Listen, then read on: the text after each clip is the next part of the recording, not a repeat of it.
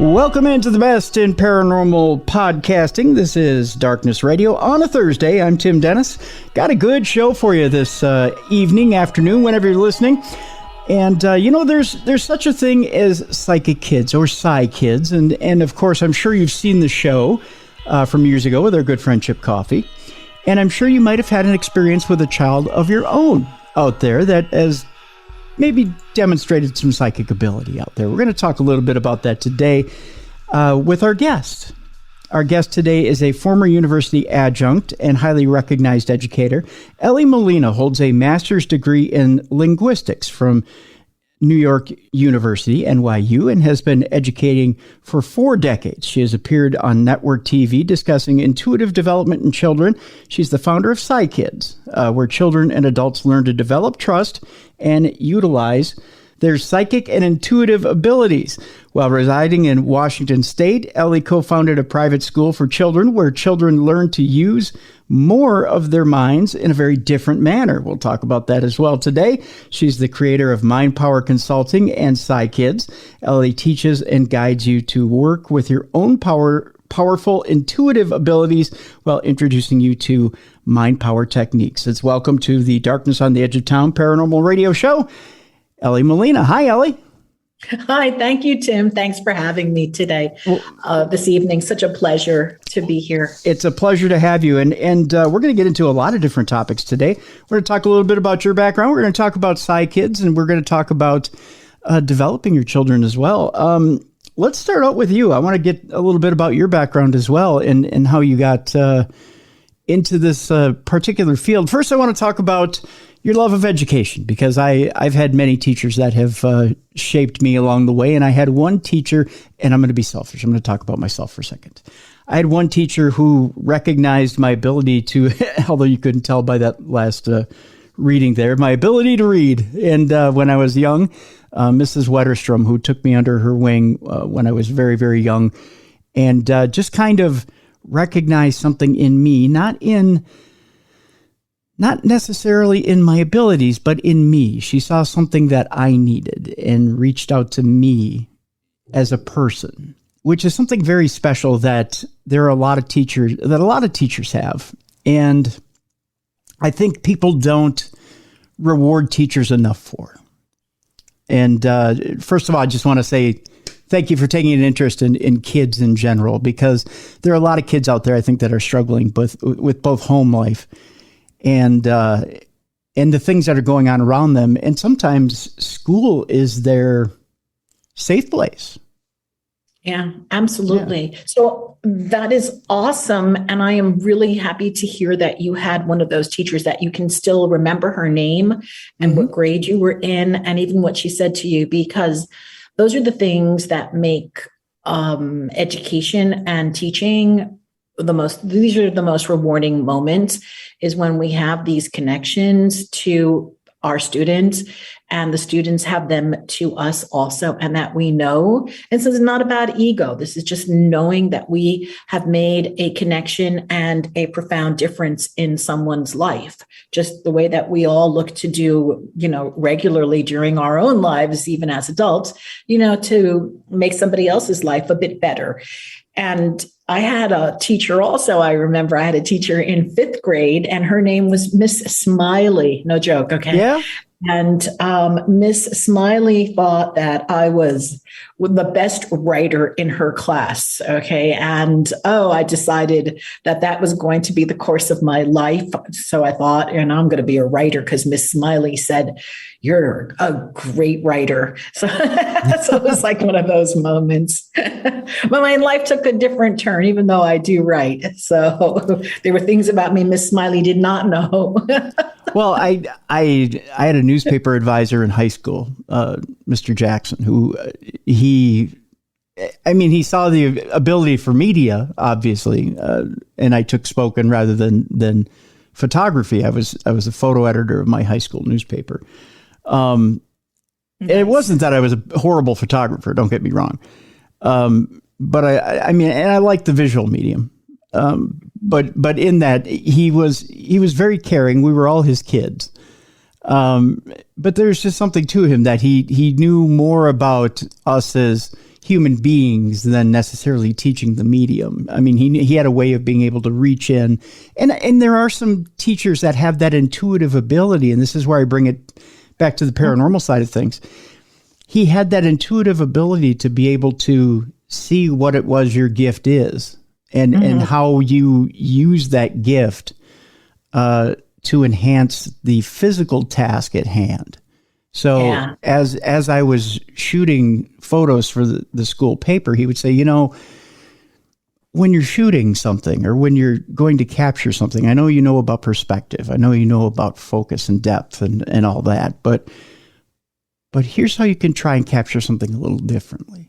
You know, or if you're going to capture something for a story, think about this when you're going to capture a photo for this story. Or here's a different way to tackle this. And almost intuitively, it's almost what I'm thinking. But it's almost like he's in my mind telling me, here, just take it a little bit to the left.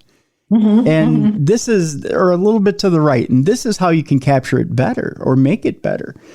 And he really was, his name was Harry Jackson. He was an amazing advisor in that he could almost just kind of reach in and communicate with you almost by linking brains. You know, he was quite the advisor. That's awesome. Yeah. Tim, I have to throw in a story now that just recently happened in my own life.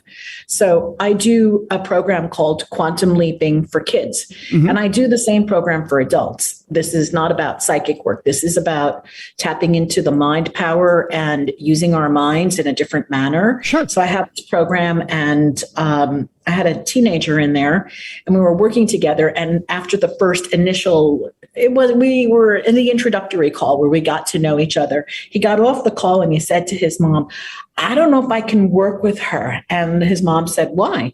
And he said, because she was in my head. She knew all my thoughts, and it freaked me out. Well, anyway, fast forward, true story. We ended up working together. He went through my Quantum Leap program for kids. I work one-on-one, and he is now cast in a major film by a major director, and he's 14 years old. And this is, again, one of my success stories that I have with working with children who know what they want to do and are supported by their parents. And so that is, you know, the power of knowing how to use our minds in a very different manner. So anyway, I got in his head. We tweaked a few things, and I left my imprint of what to be saying to himself during the course of his day when he was alone with his thoughts. So, you know, but that is important. And you bring up a good point here, Elly. You know, there are a lot of us who I think during our day, it's just a stray thought to the left or the right that keeps us, I'm using left-right logic again, but that either derails us from our goal or puts us on track towards our goal. Absolutely. You know? Absolutely. And there's even, there are probably some great Instagram quotes, out on this, like either you're moving towards your goal. Is that a thought that works for you, or is that a thought that works against you?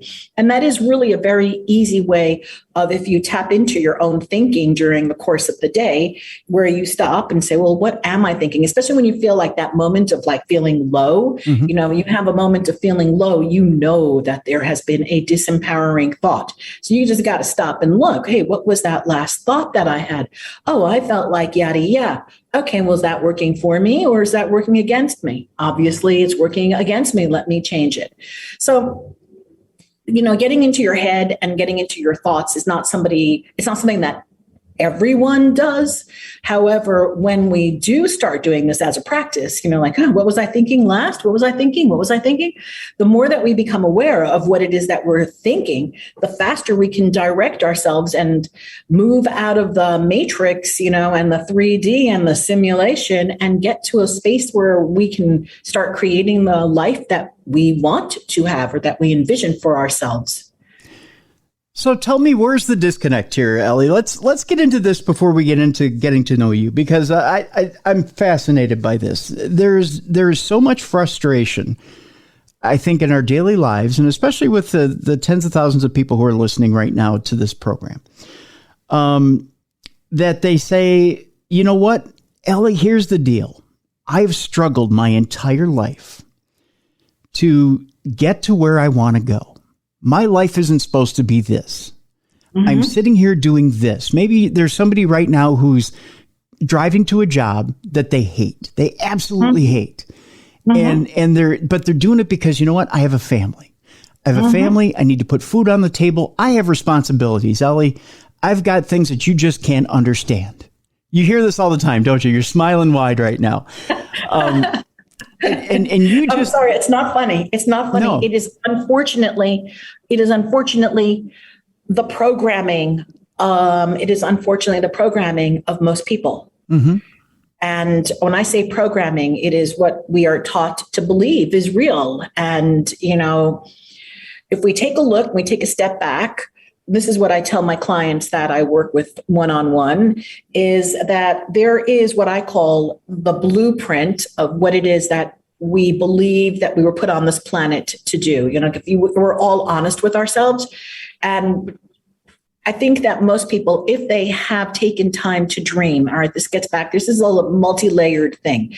Not every human being dreams big or has dreams. They've either squashed their dreams from the time that they left elementary school because their teacher told them, or they have, their parents, who knows where this happened.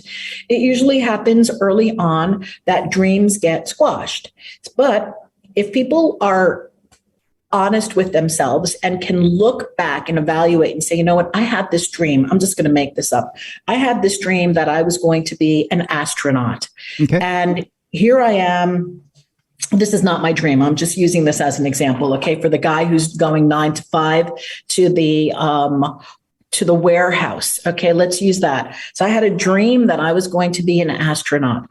And then somewhere along the line, circumstances kicked in.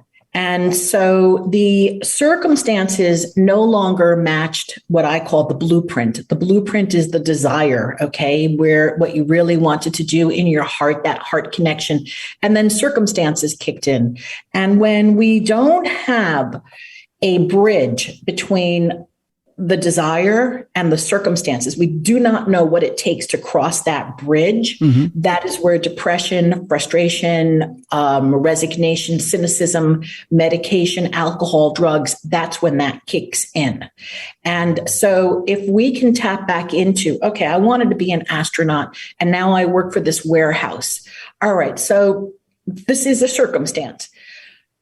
But what can I do now today, even though I may be too old to go become an astronaut, but maybe there are other areas that I could be working in that would fulfill me in my old astronaut dream. So now we ask a different question, right? Like, oh, what would that take for me to reawaken some kind of a dream to become an astronaut? Well, there are other careers available. All right. So now what would that take? Maybe some training, maybe some visualization, maybe the worker could start working for a company that sends people to the moon or to space.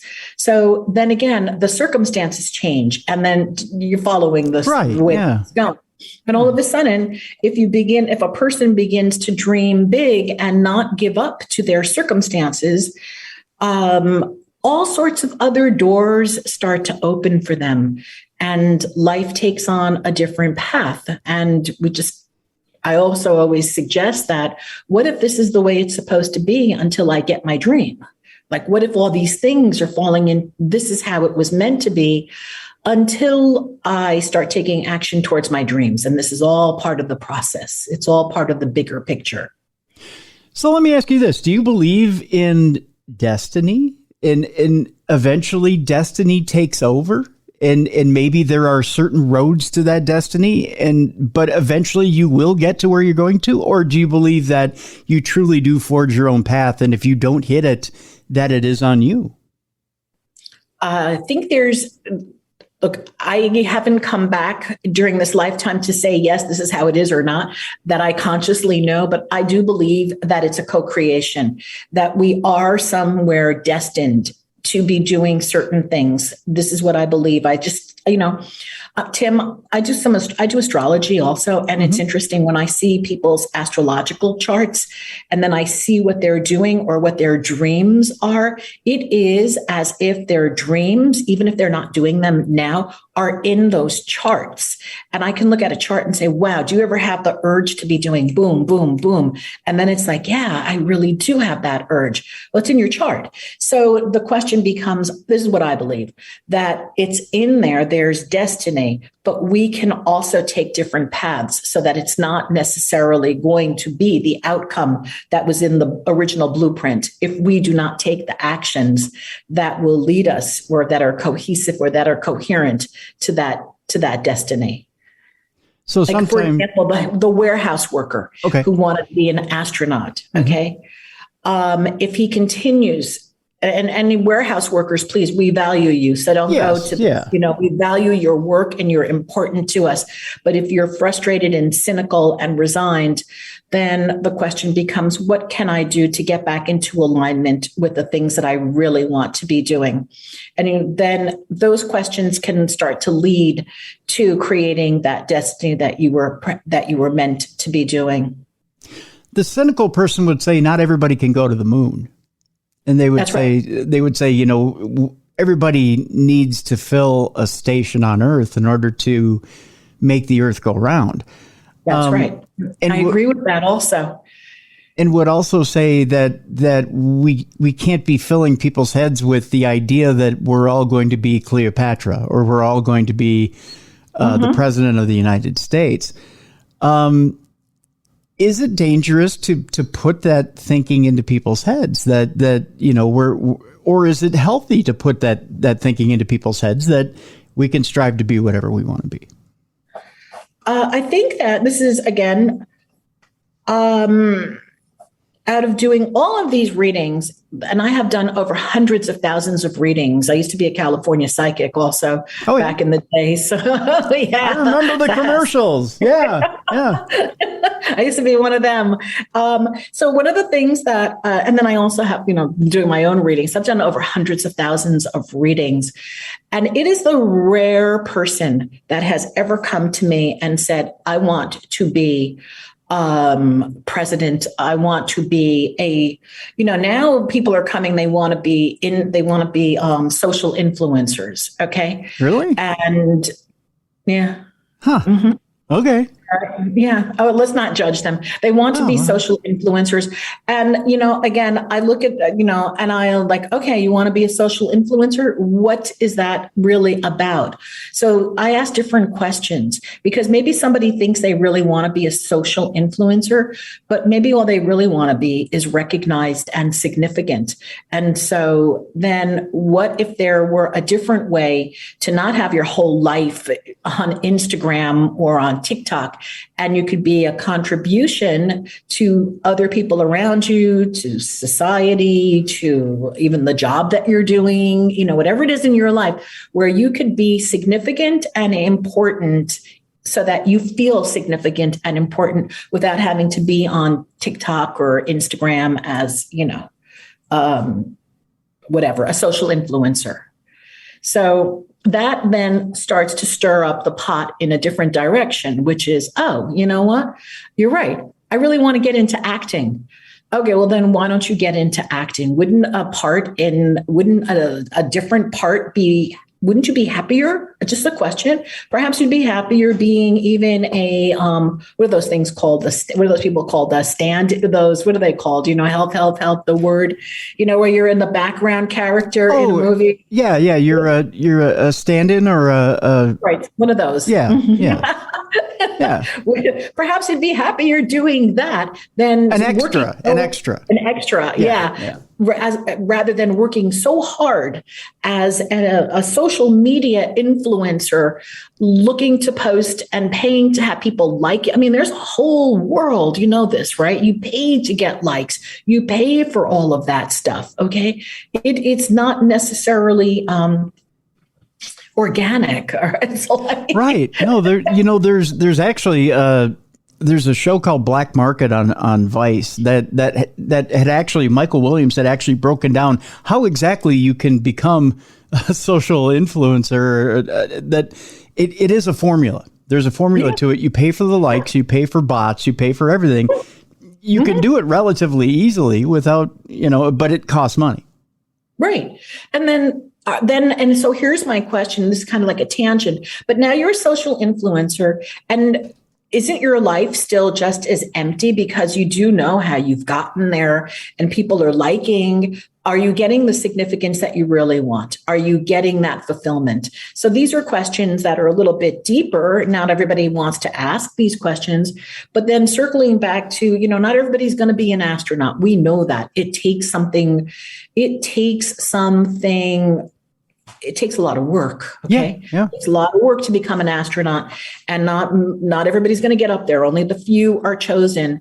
But does that stop someone would that stop someone for looking to align themselves perhaps to work in an area or a field that inspires them and that makes them happy, that could be contributing to the astronauts that go up to space? These are all just different questions to ask oneself. I want to expound a little bit on that thread you were just talking about social influencing. To me, and maybe it's just me standing on my porch shaking my fist in righteous indignation, but to me it seems like that's a generation saying, I just want to be acknowledged. Yeah, I know. Because there's the when we're talking about what I want to be when I grow up, we're talking about I want a craft, I want a skill, I want something that will fulfill me, but also contribute back to society. To me, it doesn't seem like being a social influencer is doing anything. Can you name 5 social influencers off the top of your head? No.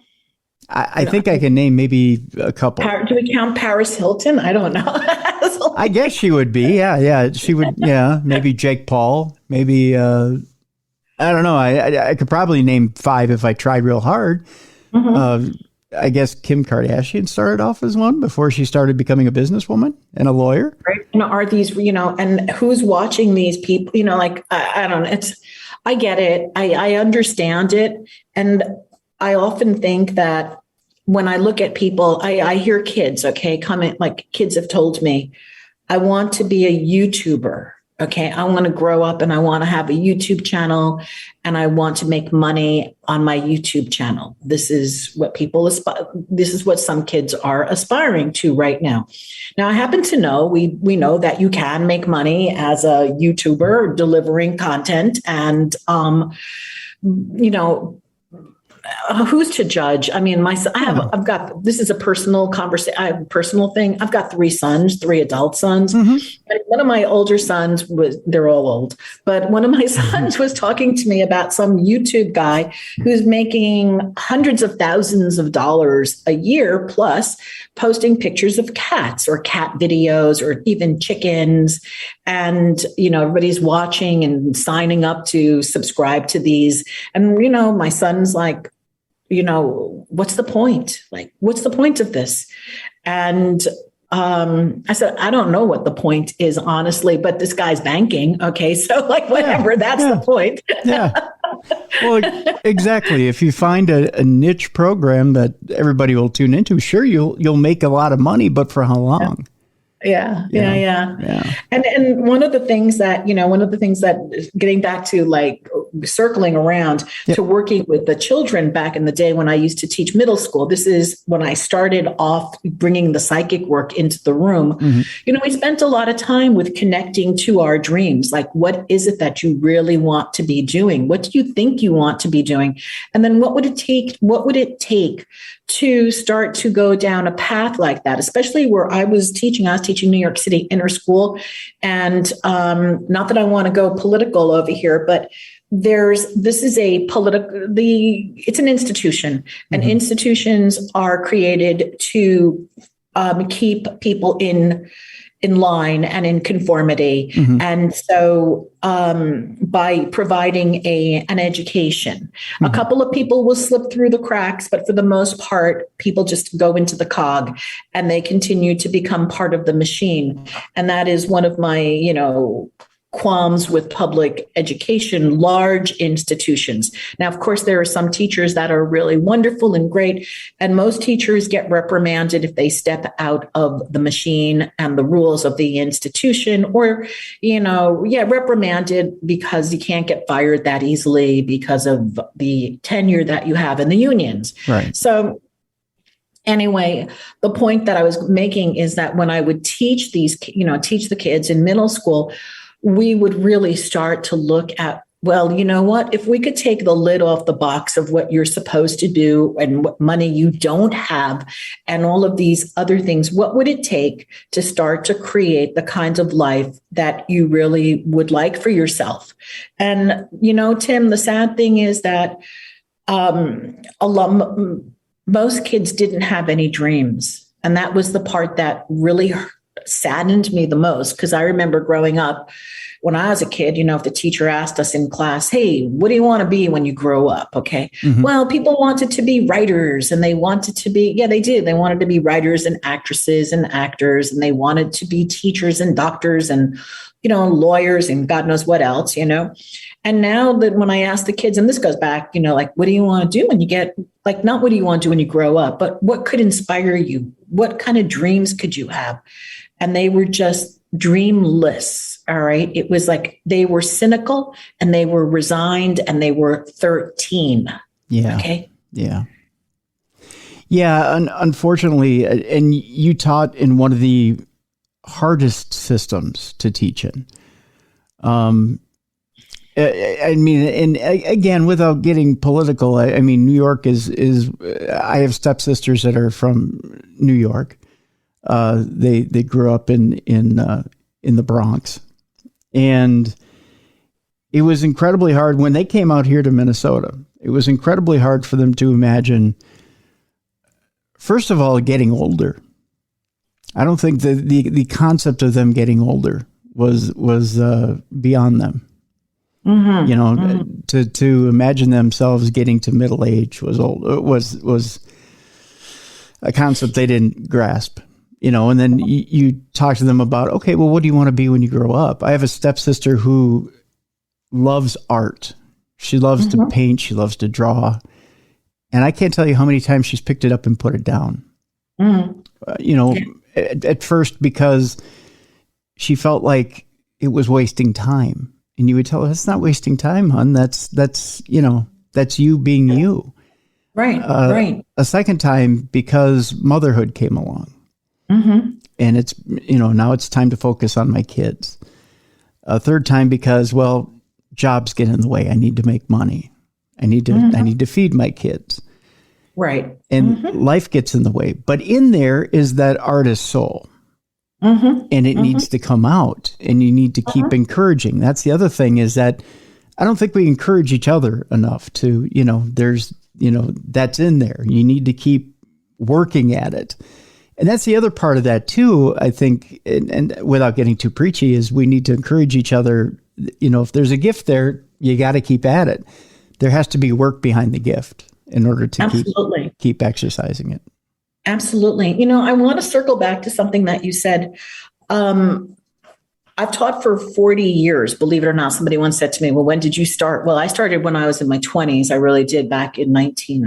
I won't date it, but in the 70s, I started teaching already. Mm-hmm. And I was very reluctant to go to New York City. It was really, I had the opportunity to teach in the city when I first started teaching. I student taught in the Bronx. It was wild back then.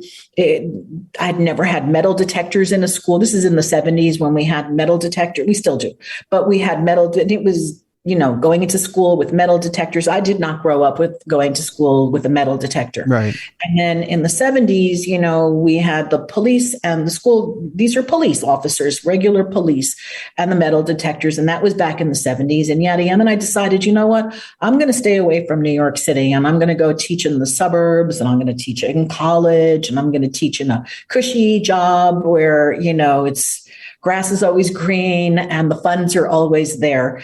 And I have to tell you, when I circled back to going to New York City in 2002, I don't know, I had had an experience in the suburbs, and I was like, you know what? I am so done with this. I am so done.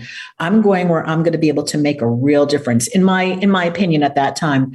So I went to New York City, and I have to say, those years that I taught in the city were the most rewarding. If you had asked me before, is that possible to have those years be the most rewarding years of your teaching experience? Absolutely. Being in the city with those kids, okay, the kids that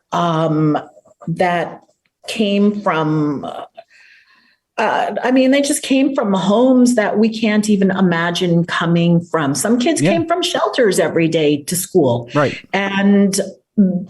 However, whatever, it was the most rewarding time of my education, of my teaching career. And then to be able to bring this magical realm of teaching, starting children who couldn't even believe in magic or anything. Imagine coming and living, you go to the shelter at night, where do you live? I live in the shelter. I'm embarrassed to even tell anybody where I live. Okay. But I live in a shelter, and I come to school and I take many buses and public transportation to get here.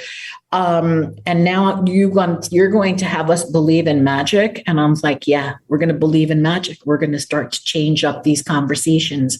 And then to watch their eyes when they were able to start to do things, in the realm of psychic and intuitive ability. And here they had power over their circumstances that they didn't have when they went back to the shelter, or they went back to their homes.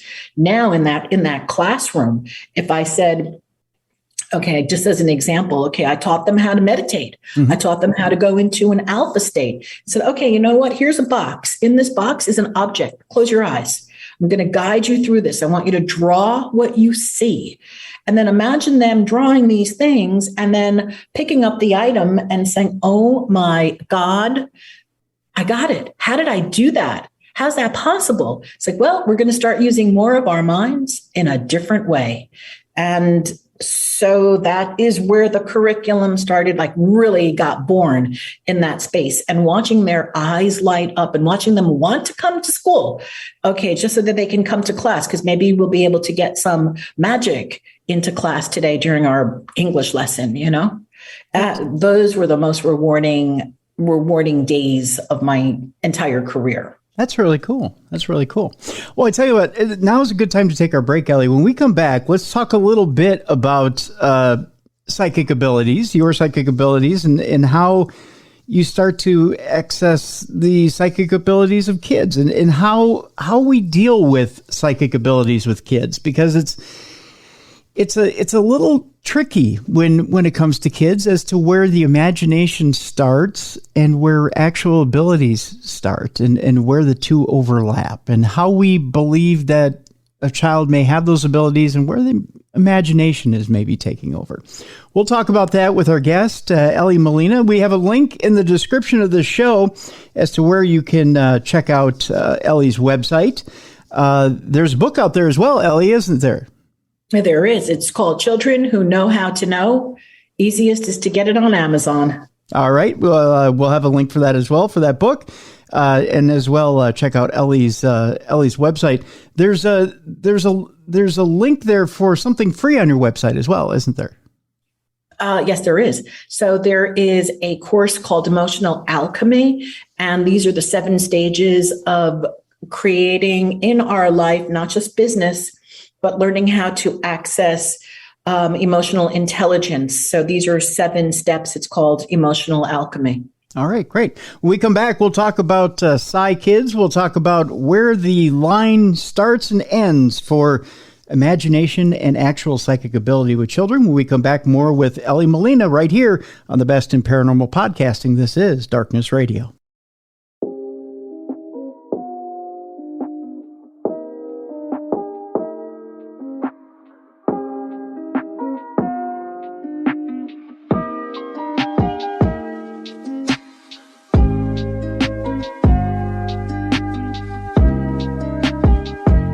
Welcome back to the Best in Paranormal Podcasting. This is Darkness Radio. I'm Tim Dennis. Our guest is Elly Molina, and we are talking about psychic abilities in children. But we have a lot more to cover than just that. I mean, we farmed a whole bunch in just a half hour as it is, Elly. And you have an amazing background, so maybe we should tackle that before we get into the actual little bit I teased about kids and the line between imagination and psychic ability. You were trained by an Israeli Moroccan seer, or is it Chazah? Is that how you pronounce it? Chazah. Chazah. Tells you how good my Moroccan is. That's interesting because that was much later in my life. I'm just going to backtrack a little bit. Sure. So I was 5 when I started seeing things. Okay. Talk about imagination. And I started making predictions. Example, we had this huge picture in our living room, and one night it fell down, and I just looked at my parents and I said, "Oh, Mr. Robertson just died." And then it turned out that Mr. Robertson had just died shortly, like around the same time that the picture fell down, and Elly declared that Mr. Robertson died. So my parents were, they used to laugh about it. They used to laugh about all these things. They used to laugh about me seeing apparitions. But then I think back now, unfortunately, both my parents are no longer on this planet, but I think back to, I didn't think they really encouraged me, but now when I look back, they did. Like when I was 5 years old, I wanted to be a gypsy for Halloween. My mom went out and got me a gypsy costume. I was a fortune teller at school. I was the only fortune teller back in the day. And by the time I was 10, my dad, Tim, this goes back. Okay. We had black and white TV when I was 10 years old. Okay. And so my father got me a black and white television set that I was allowed to watch in my room. And the only shows that I could watch were One Step Beyond, The Twilight Zone, and Alfred Hitchcock. So what we know now about, the brain and what we feed the brain. So they were actually feeding, they didn't know this, okay, but they were like encouraging all of this without even realizing it back in the day. It's like, oh God, yeah, so she's kind of psychic. We think she's psychic. She sees apparitions. Let's give her Twilight Zone and One Step Beyond. They were front loading you. I don't think they knew what they were doing. And I was like 12. My mother throws this book at me. It's Linda Goodman's Sun Signs. Here, read this. Okay, you'll probably find it interesting. And I did. And that was, I looked at the whole, that was the beginning. And then by the time I was in my 30s, I was living a dual life. I called myself a closet psychic. It was not cool. I was a mom. I was a soccer mom. I was a teacher. And then here I had all these people coming into my home and doing readings when my kids were getting ready, on Saturdays and Sundays. And then I worked at the Long Island Psychic Fair where John Edwards used to work, but we missed each other by 1 year. Really? And yeah. And he left, I came, but we had mutual people there that they're probably still there now. And then this woman came into my path, all right, this Moroccan Israeli Chazah. She was incredible. True story. Black limo would come. This is now we're in the 80s. Okay. Black limo would come pick her up and take her to Washington, D.C. Now at that, you know what I mean? Like now we know who was in office, Ronald Reagan and all of his friends. And, she would go with this bag of paraphernalia because she used to teach. She taught me how to read coffee grinds. She taught me how, I call it sympathetic magic. Okay. Meaning, what do we do to do this thing called a white light blessing? What do we do? There's all kinds of things that in the realm of magic, all right, that are not black magic, not let's cast a spell to hurt anybody. I don't believe in any of that stuff, but all of this white light magic, sympathetic magic. So she taught me so much of this, which I use with my clients and just not with everybody. Okay. Some people just call for readings and they're like, okay. But if there's somebody that's open, all right. And it's like, it's one of those things that I feel. Okay, does that make sense? Yeah. Not everybody, Tim, is open to working with candles or working with spells or working with a magical aromatherapy.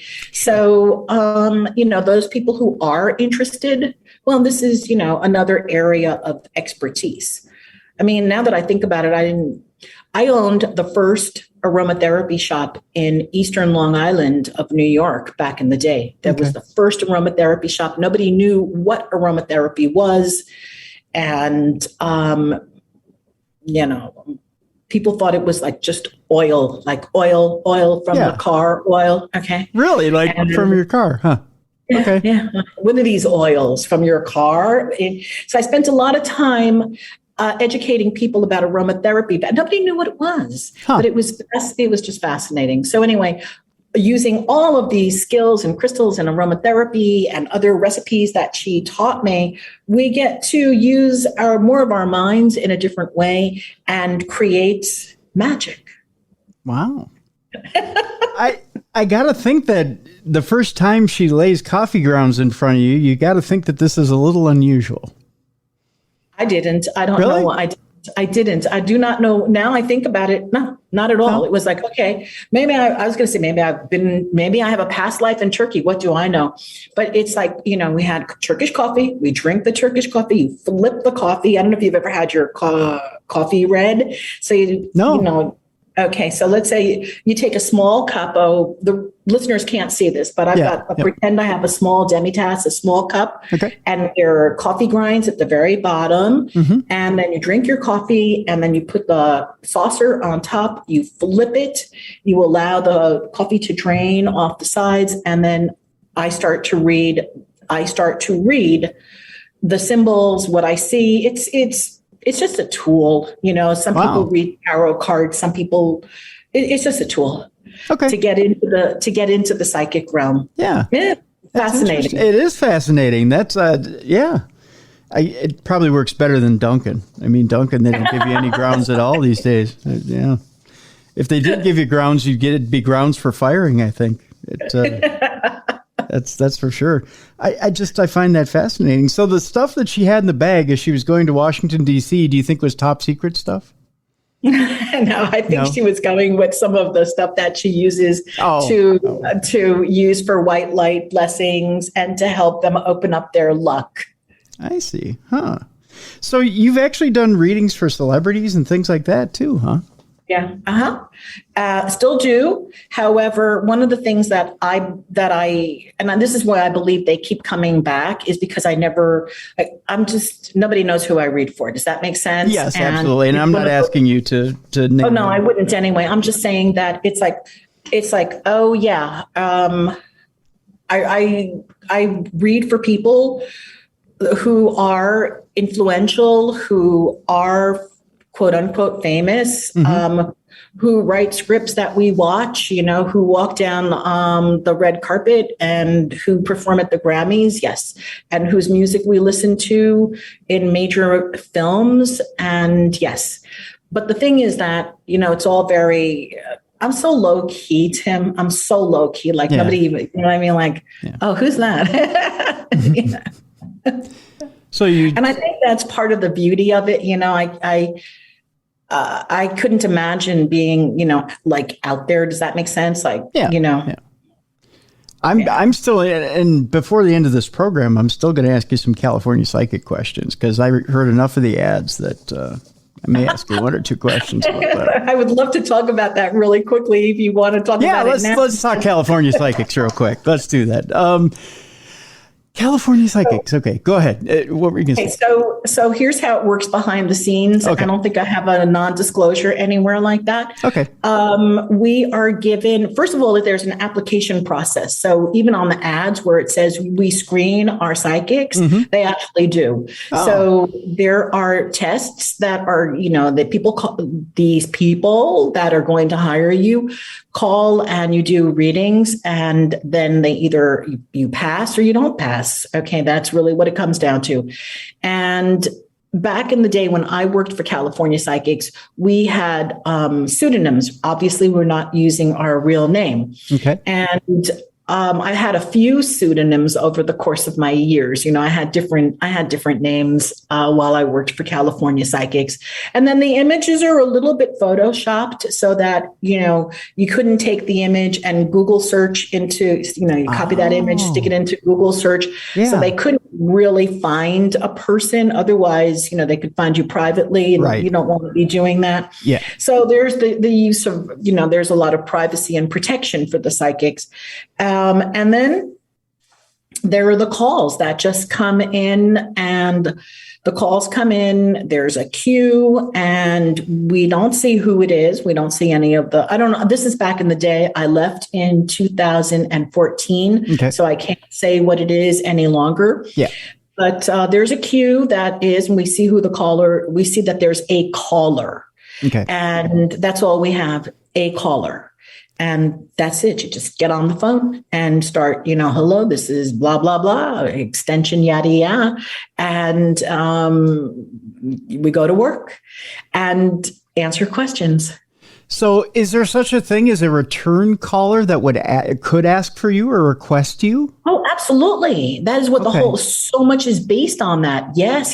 People get you have likes. If you go on California, I don't know if you've ever gone to California Psychics, but if you go to California Psychics, there's ratings. At least they're probably still there. I don't know. Mm-hmm. There were ratings. These are the customer favorites. This is staff favorites. Okay. I was a staff favorite. I was a customer favorite. So they give you these ratings and based on your performance. And obviously the staff calls anonymously also. So always on your toes, making sure you're delivering the best reading that you possibly can. Interesting. I always wonder, because I've been doing the media thing for decades now, and you hear the ads over and over and over and over again when you're at the station, and you go, I wonder if this, how many people are actually calling the line? I mean, was it a popular deal, or were you being bombarded? A lot. Now, here's the thing, though. The company back in the day, I can't speak for now, and I'm not saying anything. When I worked for the company, they were of high integrity. And I don't mean to say were of high integrity because I'm not there. So right. I can't say that they're not doing that any longer. The company was wonderful. To the people that worked to us, they were great. They did everything to maintain high standards of integrity.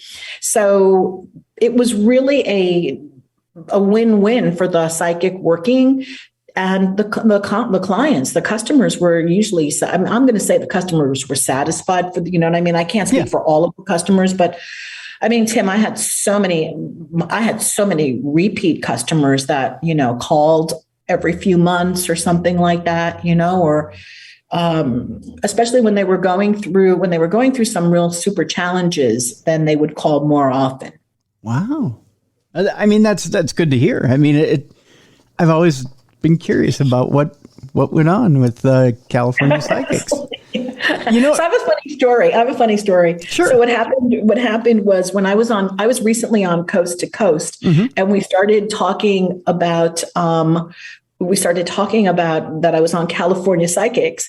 And now if I had been prepared for this, not that it mattered, but somehow, some way, if this was part of the thing I missed it. So we were on the call and I was talking to George and we were like, this is a 2-hour Coast to Coast radio show and we're having fun. And all of a sudden the next hour, we're going to have you take live calls and answer questions. So I get calls. I'm like, oh, okay. Didn't anyone tell you that was happening? And it's like, oh, no. They did. I missed it. But it was it was so much fun. It was, it's like, oh, it was back in the day, So and here's our next caller. Now, let me ask you this. Do you need, some psychic mediums need prep time, or they need time to get into a space, whether it be a couple of minutes, whether it be whatever, to kind of get themselves into that space? Do you need time to get into that space? So here's the thing, Tim, California Psychics was the best training ground because there's no time in between. Okay. The calls end, and then there's perhaps a 10 to 15 seconds. I never really timed it. It was almost like just take a sip of water, go like that. and your next call comes through. Wow. So it's just like one after another. Boom, boom, boom, boom, boom. Another. Until, of course, the psychic has the option of taking a break. I mean, like, hello, right? You can take a break. Because if you're just getting too many calls coming through nonstop, if you have a 2-hour block, I'm going to do 2 hours today, and there are all these calls coming through, then you need a break. And at least I needed a break. And so, you put yourself on pause for a few minutes. But for the most part, the calls keep coming, and it is one of those things where you just where I would keep doing readings. I don't mean I would be doing reading after reading after reading. No time to go into the zone, no time to go into alpha, no time to do just like on the course training. Was there a time limit? I mean, like, say I'm calling in and I'm going through some emotional stuff and how big is your bank account? My bank account was the limit?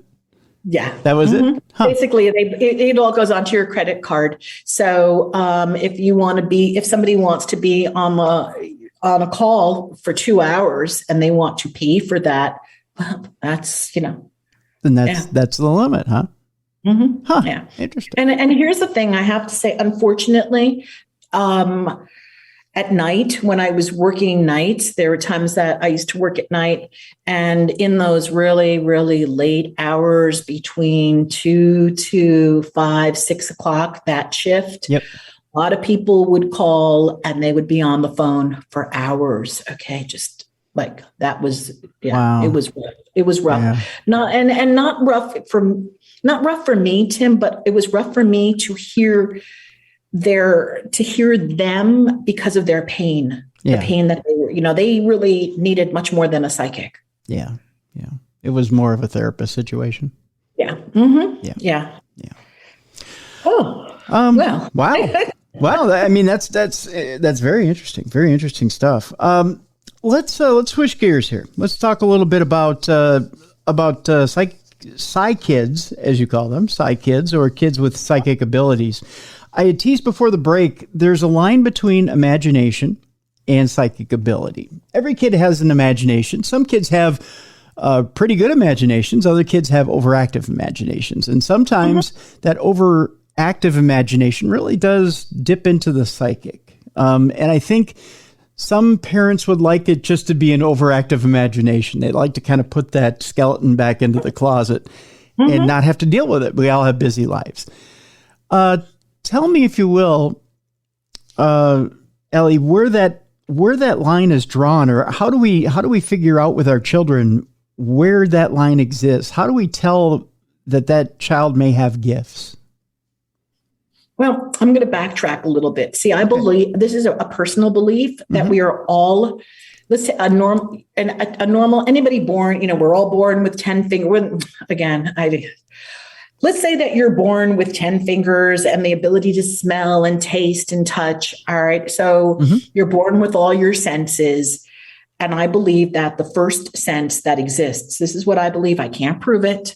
The first sense that exists before there's sight, before there's smell, before there's anything is the other sense. Let's call it your sixth sense. That's what it's known as.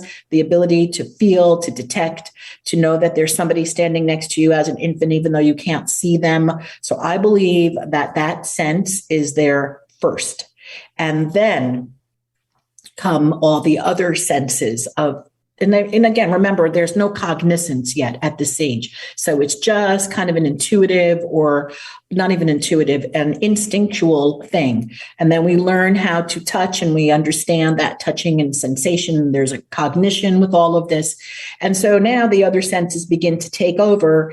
And then once language starts to come in, I really believe that if children are not encouraged, and this goes now as early as age 2 with language, with the conversations of the parents. If the children are not encouraged to start to continue to use and work that sense, it becomes more and more lost over time. So just to give you an example, think about if you've seen the movie, The Gods Must Be Crazy, back in the day. I don't know if you've ever seen the movie. Yep. And the Kalahari have click in their language, right? They can click when they speak. So that's taught. That's a taught skill. Most of us can't walk around clicking in our language like that. And so I really believe that when kids are 2 years old or even under, when we start having conversations about what is possible for the mind, what is possible for what we can do, what we can accomplish with our mind, with our senses, with our abilities, that begins to grow. And that begins then to create a different kind of space than, let's call it, wild imagination, or something shifts. It's like, okay, you know what? I know that I can taste sweet and sour, and I know that I can see over time, distance, and space. And this is not my imagination going to play with a purple teddy bear somewhere. So there's, again, it's all about, this is my opinion. I mean, there's no scientific fact other than my experiences, which is not, it's empirical, it's not scientific, but it begins with conversation and intention. And when there's conversation and intention, you get very different results from having conversations with kids that have their imaginations or, like totally going. That doesn't necessarily mean that they're psychic. Does that make sense? That makes sense. Do you get more mileage as a parent by playing along than you do by subversing a conversation? What I mean by that is by telling little Johnny, oh no, honey, you didn't see that, as opposed to saying, well, what did they say? Or what did absolutely. they do? What did you see? What did that look like? Oh, interesting. All right. Yeah. Because once we start saying to kids, oh, that's just your imagination, we start to limit again where they're going. We start to just color in the lines. Don't color off the page. All right. And it's the same thing. All right. We are now back into control.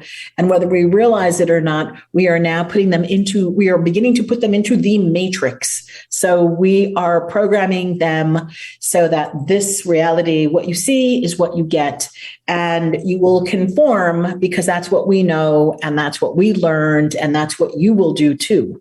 And then, of course, there are those parents who say, no, especially the parents of people who are, I'm just going to throw this out there, other psychics, other intuitives, remote viewers, people in the paranormal. And now they realize that, hey, there's a whole other dimension out there besides what we can see with our eyes, right? And so these are the children that then a lot of times come to me to do this work. Their parents are open. So it's not like, it's not like I work with every child. Okay. I work with kids whose parents do this kind of work also, or whose parents wanted to do this work, but they didn't have the opportunity to do it. So they want their kids to be able to do it.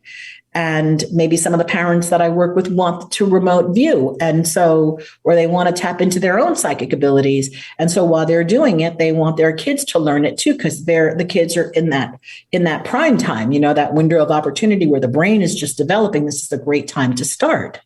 That brings up a whole new set of questions in this. And that's almost like the sports mom or sports dad question, in that, can you get a kid involved in this too soon or against their will?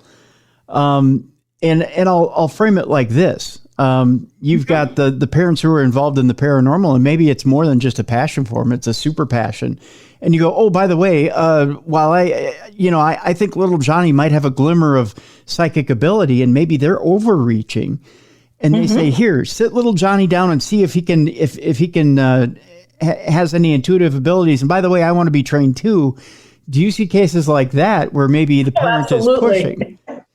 Absolutely. And then little Johnny just sits there and doesn't want to do anything. Okay. No. And then the parent is like, no, Johnny, no, come. What do you see? What do you see? And it's like, oh, this is not working. And then, one of the things, Tim, that I do with the kids when they come, if they're, they have to be able to speak, right?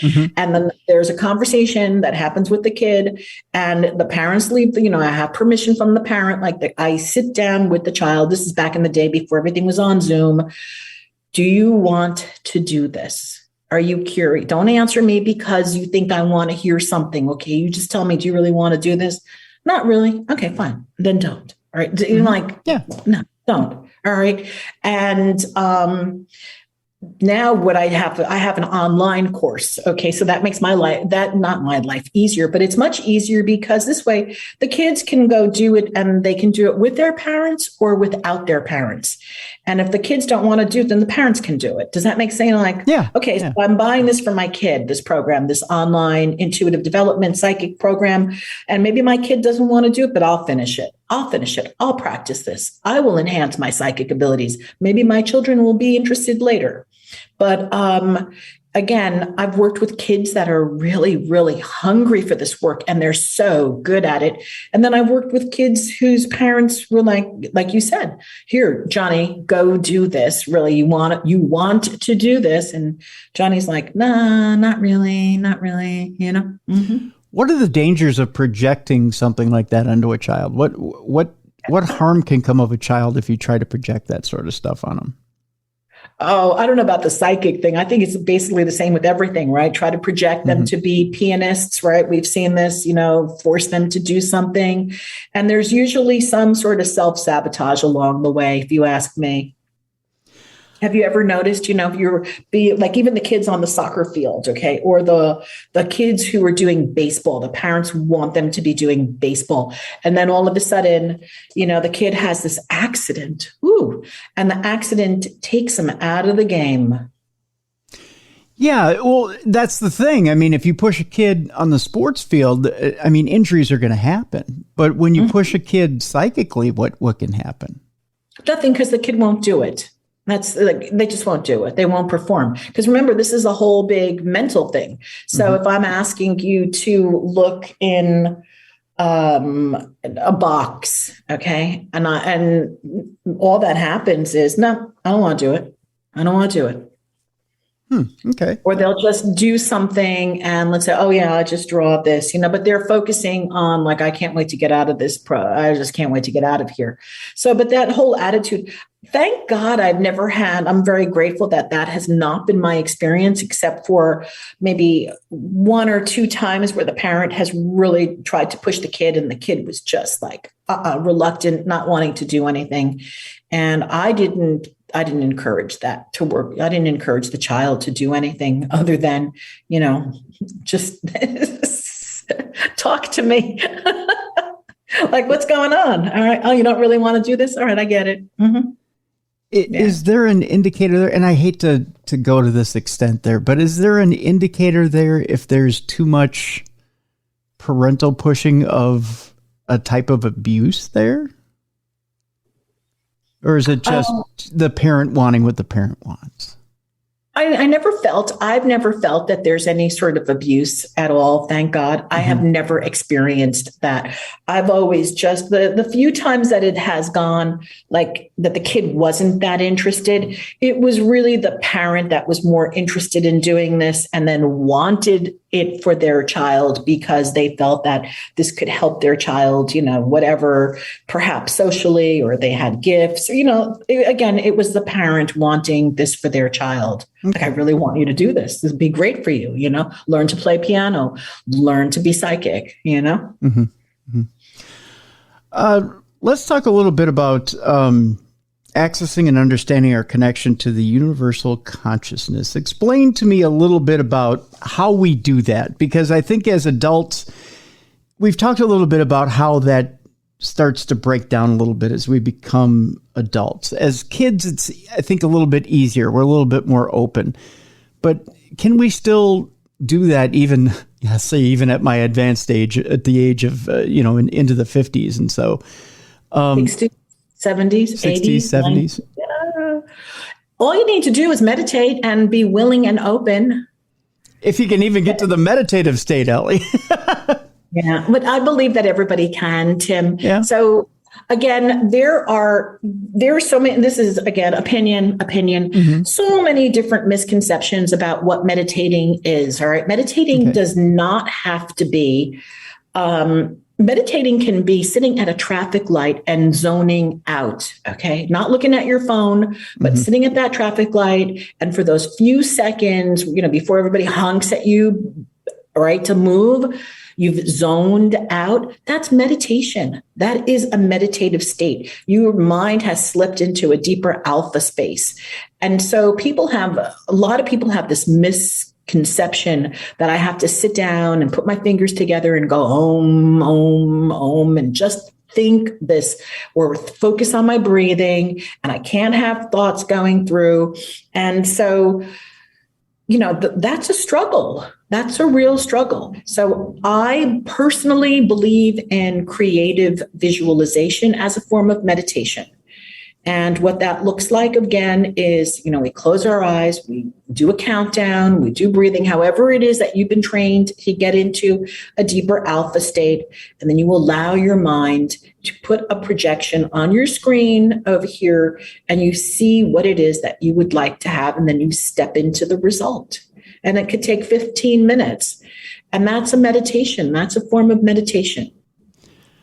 I'm wondering, because we've alluded to this earlier in the show, and I've always, with the different topics we've addressed on the show, we've talked about, especially with Mark Anthony, we've talked about the universe being somewhat of a quantum universe where if you think it, you can achieve it. And even back to the old ways, and what we're talking about today, if you think it, you can achieve it. If you think it, you can move it. The old ways really are kind of converging with science. So science is telling you, if you think it, you can move it.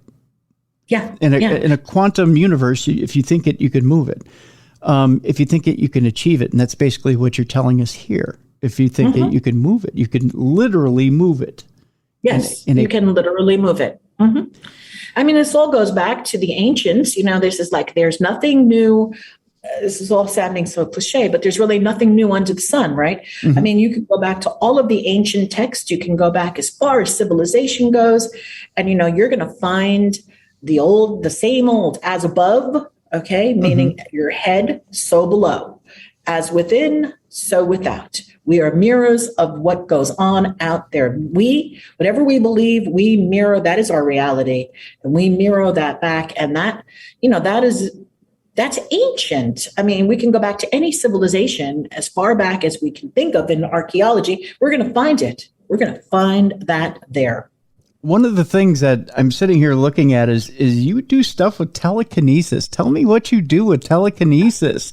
Now, let me tell you, first of all, Elly, for years and years, I've been reading X-Men comics. I'm a huge comic book collector. And one of the things I've always dreamed of being able to do is move things with my mind. I'd love to be able to do that. Okay, so I'm going to tell you, you can. All right, you can. Get out of here, really? You can. You really can. There's a but on this one, okay, though? Okay, all right. So, the proverbial big but in the sentence? No, there's a but in this conversation. Okay. And when I was a kid and I read Stranger in a Strange Land, and I read that in that character, forgot his name right now, but he could move objects with his mind and he could do things. And I said, you know what? I think his name Valentine or something like that. I don't recall his name right now. Okay. I knew intuitively, Tim, that was not science fiction. I knew that was real. Like every piece of my body knew that stuff was real and that I was going to do what it took to be able to do this in my lifetime. Now, again, you see, some people want to go to the moon. Other people want to make a lot of money. I wanted to do things with my mind. That's what I wanted to do. That's what I still focus on today.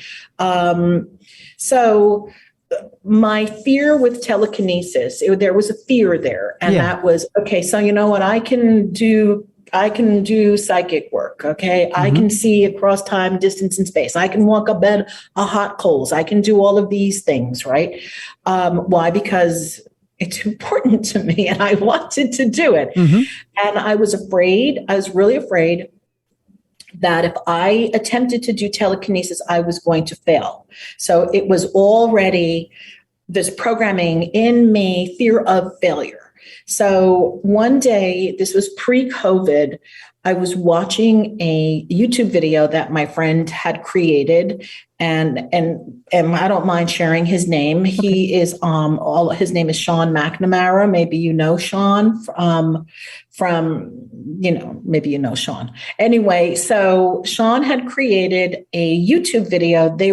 He and a group of people were going to be spoon bending in Oregon, and it was live. And I said, you know what? I'm just going to go and I'm going to go do this. This group of people is going to do this. If they can do it, and I was looking at them in the room, right? If they can do it, I can do it, I think. So I went into the kitchen and I looked at the spoons. I know this is going to sound weird, Tim. Okay. No, but I looked at the spoons and I spoke to the spoons and I said, who wants to come and get bent by me? And like one of these spoons kind of like stuck out in my reticular activating system. I said, okay, I'm going to use you. Okay. So I went and I put on I'm watching the video, and Sean is telling us, I don't have a spoon here right now, but basically if we had a spoon, you take your spoon, people can't see me. Right, I can see you. That's fine. You and I are on Zoom. You take your spoon and you hold it here and you kind of just rub it a little bit. I mean, it's not like you're still using your hands, right? Yeah. You just kind of rub it. Now, remember, these are spoons you can't just bend this spoon. This is not a cheap thing. This is a more difficult spoon to bend. So all of a sudden, I was almost asleep at this moment in time. I was so deep. He took us to such a deep level in an alpha meditation. And then I hear him say, bend. And I went like this, right? And the spoon melted just like that. Totally melted. I freaked out. Okay. I started jumping up and down. My face turned 3 different shades of red. And the excitement that went into my body was unbelievable. So I said, okay, and I stayed to the end of the video and I'm like, yes. So, okay, I'm going to keep doing this. Okay. So I started practicing and then COVID hit. And so all during COVID, I was spoon bending and fork bending. And then I taught a couple of people how to do it also through, online. We were bending spoons and they were twisting theirs. And it was fun and fascinating. And then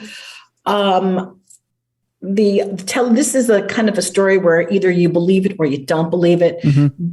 Only where I live were fountains out in front of my home. And these fountains are on 24/7. And for some people, it was beautiful. For me, it was really annoying. It sounded like a hard shower nonstop. I couldn't open the window because it was like pounding. Yeah. And I said, this thing's got to go.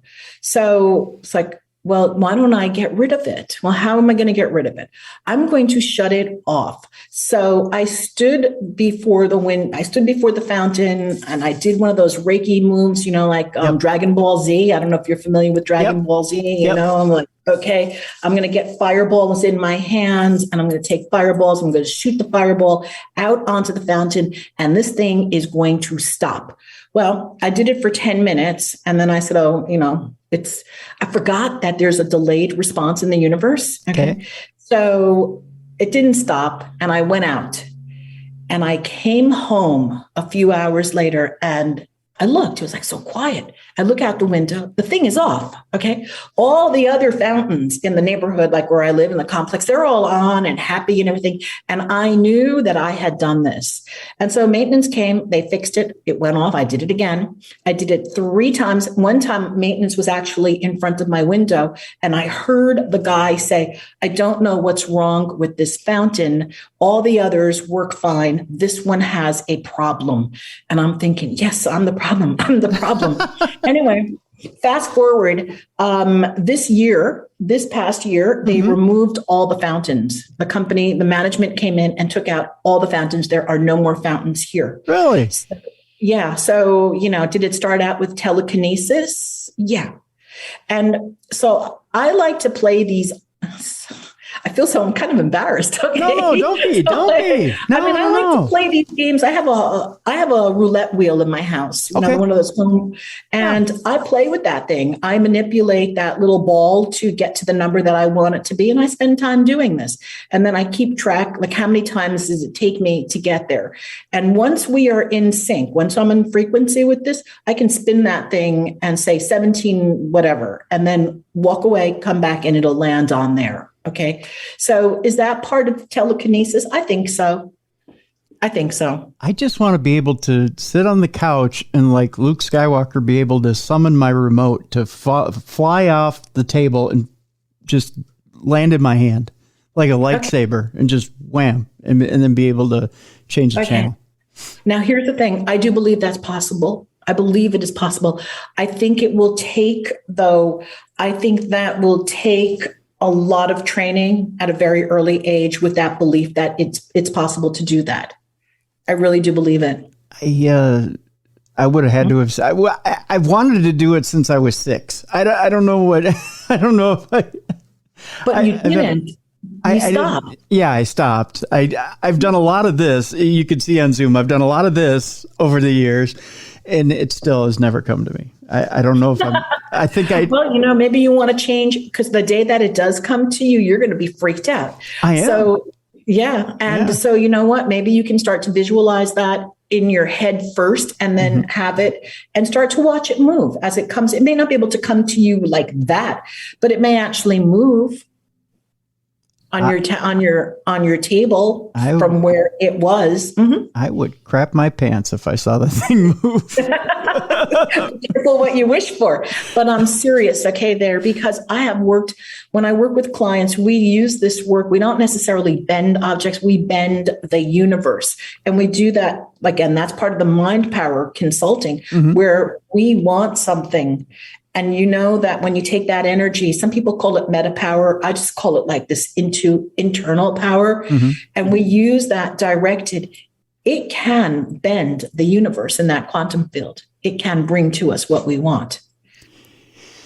Now, let me ask you this. Is it possible to make that big of a bend at one time, or do you have to make these little bends to get that big bend?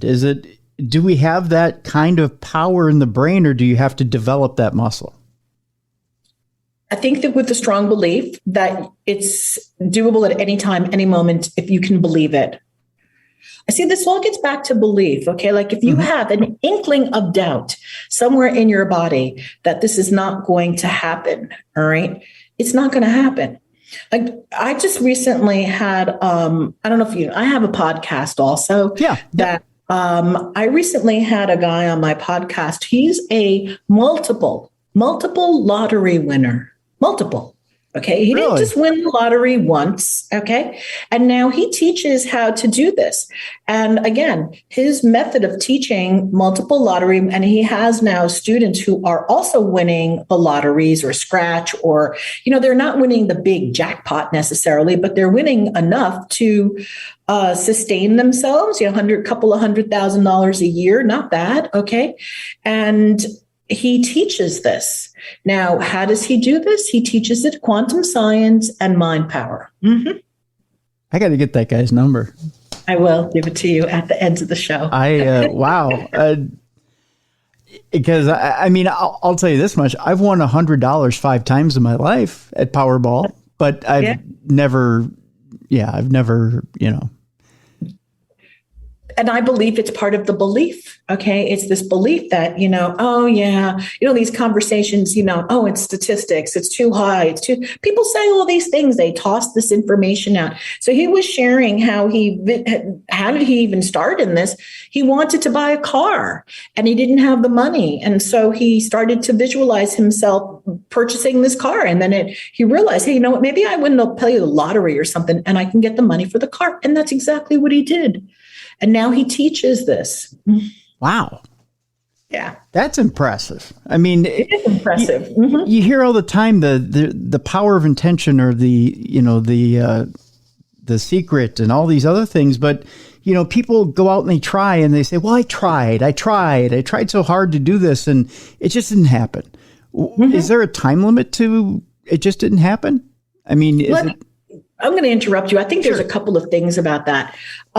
First of all, when we use the word try, okay, this gets into semantics, but if I tell you try, okay, here's my coffee, my teacup, all right, try to get the teacup, try to get it. And I'm constantly trying, either you go get the teacup or you don't get the teacup. There's no, again, like Yoda said, there's no try, okay? Either you do it or you don't do it. Right. So this try business, I'm trying to get it. That is a very disempowering energy. It's a disempowering frequency. Mm-hmm. So either you go for it, because once you go for it, there's a different energy that enters into your body. Yep. As opposed to not going for it. Trying to get it is a disempowering frequency. You will get nowhere.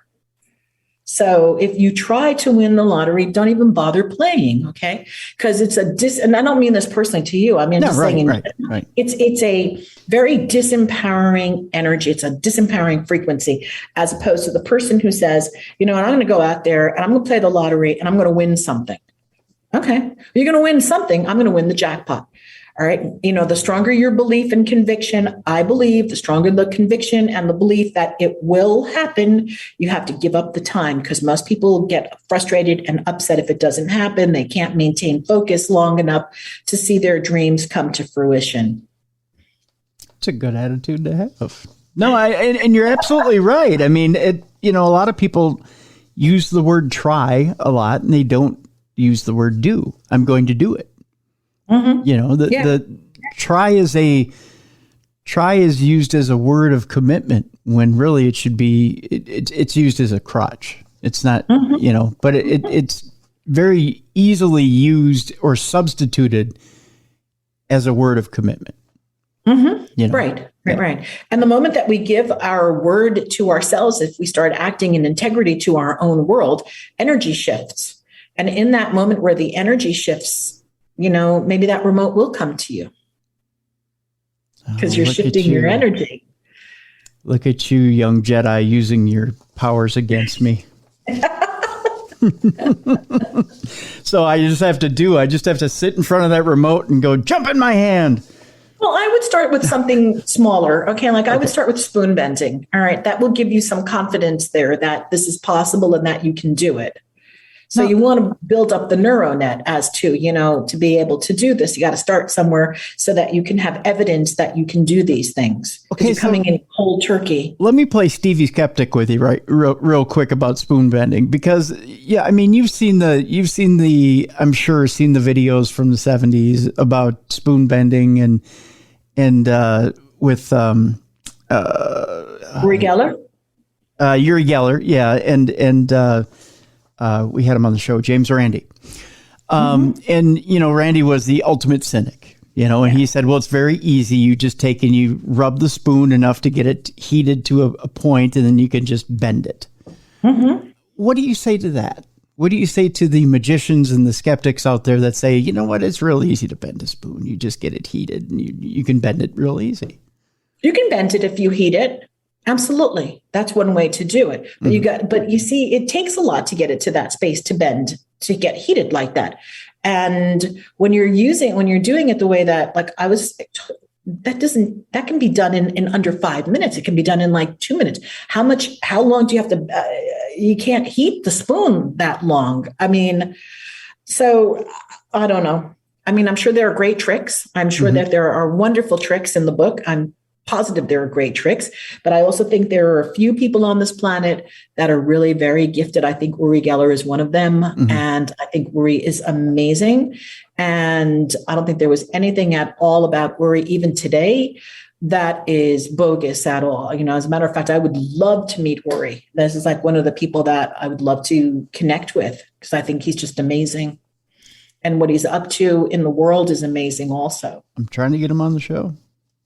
I have a friend of a friend who says we'll get him on the show. We'll have him on the show in the next couple of months. So I'm anxious to ask him. Use your mind powers. See it done. Because I'm anxious to ask him about the spoon bending thing too. I want to see if he'll do it on Zoom for me. I just because I want to see it live. Yeah, and he has a whole museum right now in Haifa, in Jaffa. He's created a museum. So he's got all kinds of paraphernalia in there and really wonderful items that have been gifted to him and spoons. And yeah, you're familiar, right? You've seen the museum? Yeah. Yep. Yeah, he's a fascinating man. He also says he's going to find the Ark of the Covenant, which I don't, and there's a lot of esoteric lessons behind that too, but that's that's a whole discussion for a whole nother day. The book is called Children Who Know How to Know, and it's available right now on Amazon, you said? Yes. All right. It's available. Anywhere where you buy books it's available, but most people just end up going to Amazon because it's one click away. There you go. And we'll have a link to it on the description of this show as well. We'll have a link to Elly's website as well, ellymolina.com. You'll be able to check her out there. She's also got a Twitter account that we'll have a link to as well that you can check out, Elly. Elly, it's been a pleasure to have you on the show, and I had a great time talking with you. Very, very insightful, and I never thought I'd get a look behind the curtain at California Psychics. That was quite intriguing. I appreciate that. Thank you, and thank you so much for having me on the show, Tim. It was so fun to be here today. Thank you. I had a lot of fun. Thank you, Elly. I appreciate it very much, folks. I want to thank you very much for tuning in again this week and enjoying the ride with me as well. I want you to take care of yourself and each other, and join us again next week for another great week of the best in paranormal podcasting. This has been Darkness Radio.